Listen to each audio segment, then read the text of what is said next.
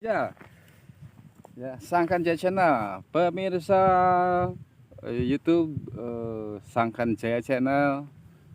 Hari ini ownernya sedang sakit dan saya diberi tugas untuk meliput bendungan Jati Gede, ya, surut. Ya. Ini saya tepatnya di Nangkon, ya. Ini bagaimana kondisi Jati Gede di sini, ya. Ya, terlihat ini surutnya sangat jauh, ya.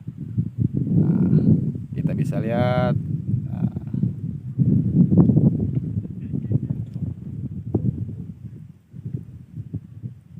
Ini sangat kering di sini, ya. Ini akar-akar juga tumbuh, terlihat bukan tumbuh, ya. Lihat kembali, dan sisa bangunan juga terlihat dengan jelas tampak kembali, ya.